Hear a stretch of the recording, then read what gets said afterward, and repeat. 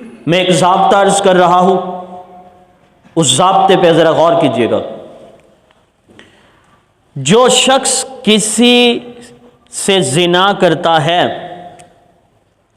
وہ یوں سمجھ لے کہ اپنی نسلوں کو زنا پہ مجبور کر رہا ہے۔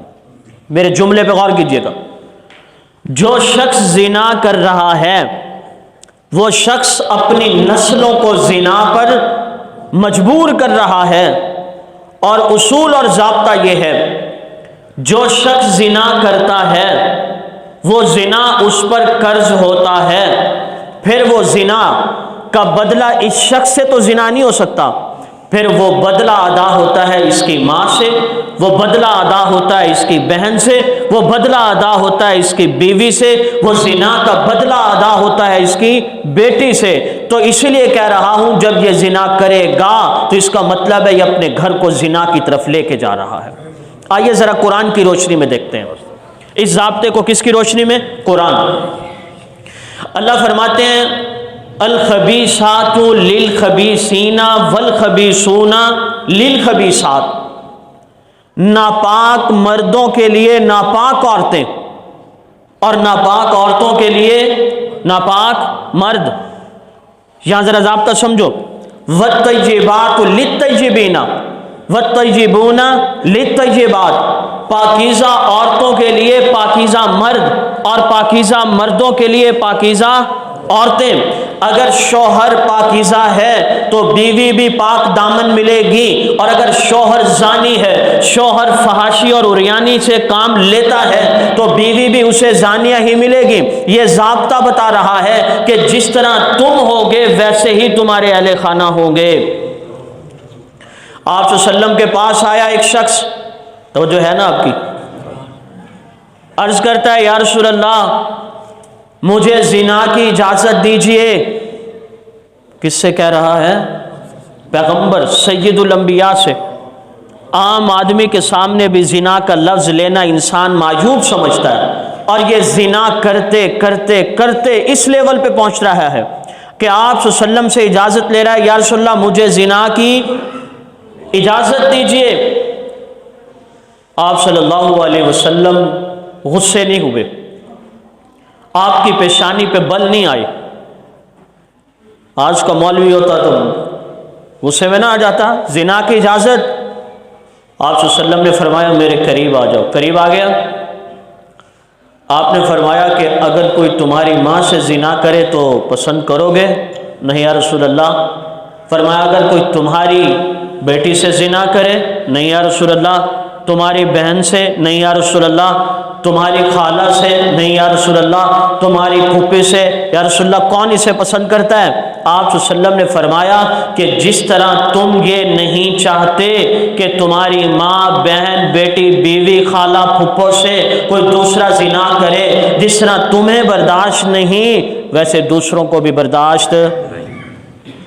بس اسے بات سمجھ آ گئی، اور میرے پیغمبر نے یوں اپنا دست اقدس، اپنا ہاتھ مبارک سینے پہ لگایا اس کے، اللہ سے دعا کی اللہ اس کے سینے کو بے حیائی سے پاک کر دیجیے، اس کے سینے کو فحاشی اور زنا سے پاک کر دیجیے۔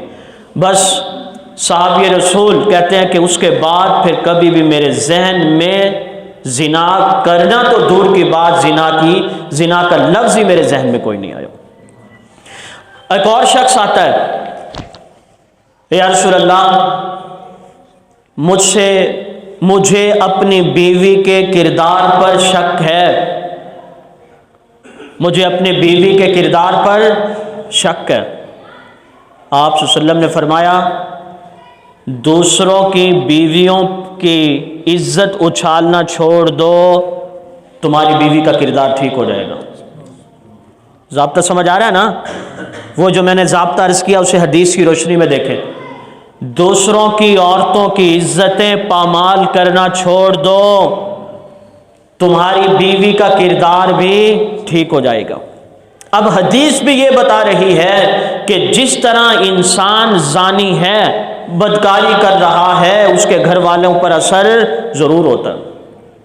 تفسیر روح البیان میں مفسر فرماتے ہیں بخارا شہر میں ایک جیولر ہے سنار، دوپہر کو گھر آیا کھانا کھانے کے لیے، بیوی سبزی کاٹ رہی ہے، رو رہی ہے، اپنی اس بیوی سے پوچھتا ہے کہ آپ رو کیوں رہی ہیں؟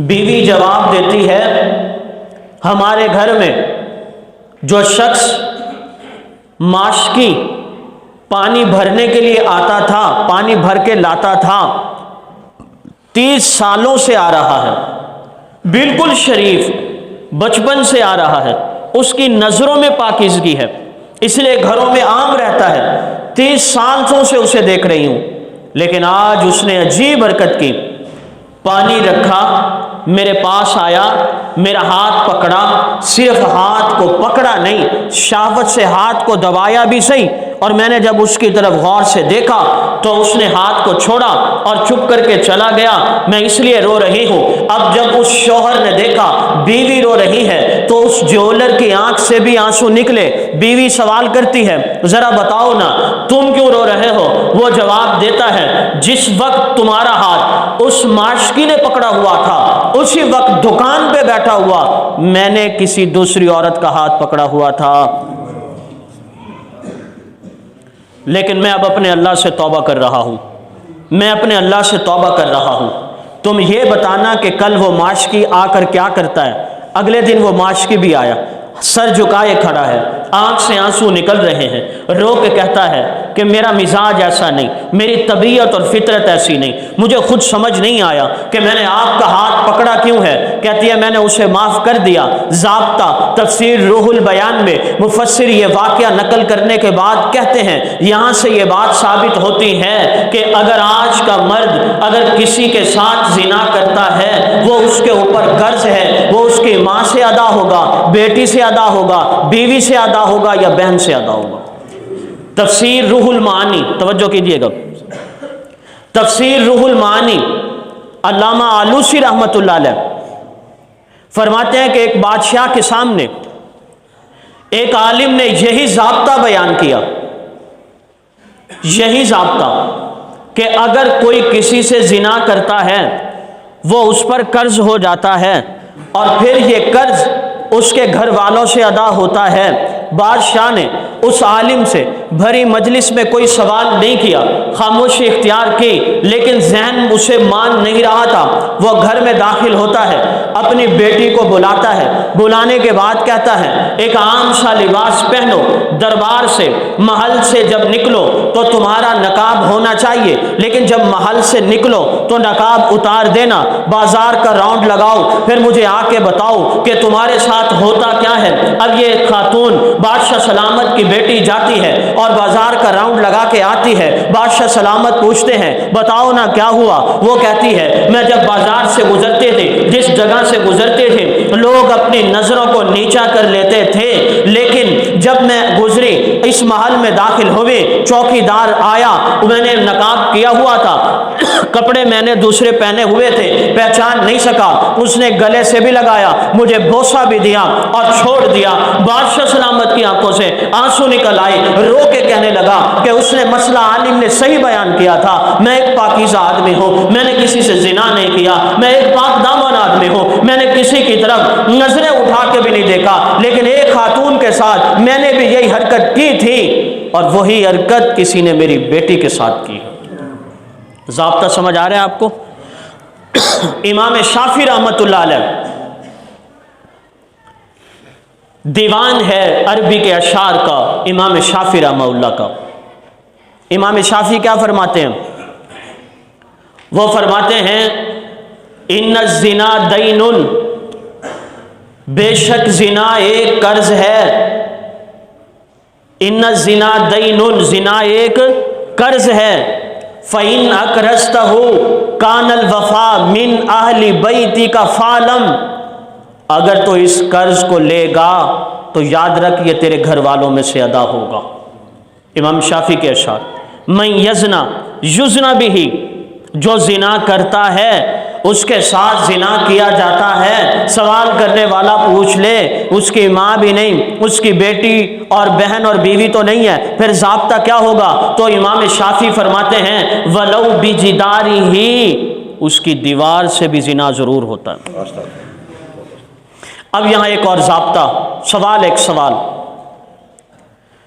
زنا کر رہا ہے ایک آدمی،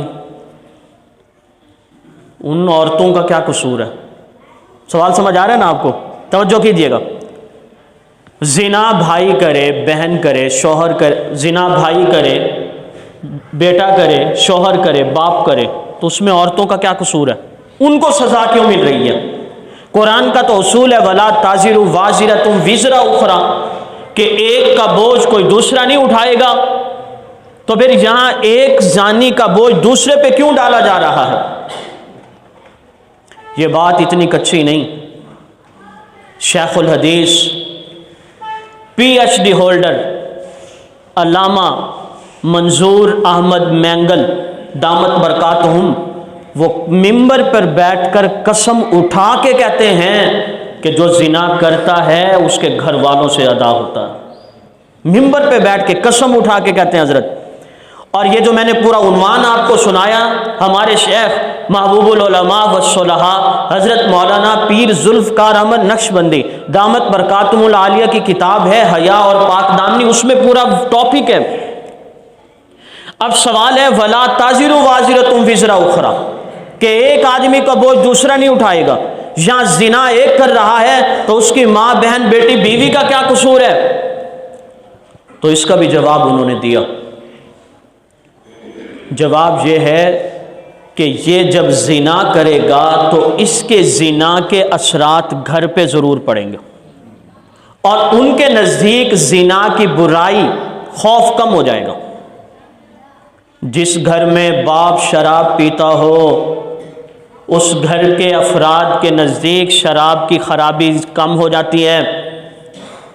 جس گھر میں باپ بیٹا سگریٹ پیتے ہوں وہاں سگریٹ کی مذمت اور برائی، خوف کم ہو جاتا ہے۔ اور جب دیکھا کہ باپ اگر شراب پیتا ہے تو بچے بھی اس کو ناجائز نہیں سمجھتے، اثر پڑ گیا نا۔ باپ سگریٹ پیتا ہے تو بچوں پہ بھی اس کا اثر پڑتا ہے کہ ہمارے باپ بھی ایسے ہی کرتے ہیں، ہمارے باپ اور چچا بھی ایسے ہی کرتے ہیں۔ اسی طرح جب زانی زنا کرتا ہے تو اس کے زنا کا اثر گھر والوں پہ ہوتا ہے۔ زنا کی ویلیو، زنا کی مذمت، زنا کی خرابی کم ہو جاتی ہے، حتیٰ کہ وہ خود بھی زنا کے مرتکب ہو جاتے ہیں، اور اسی وجہ سے ان کو بھی سزا ان کو ملی اپنے گناہوں کی، لیکن اثر کس کی وجہ سے ہوا؟ اس کے زنا کرنے کی وجہ سے۔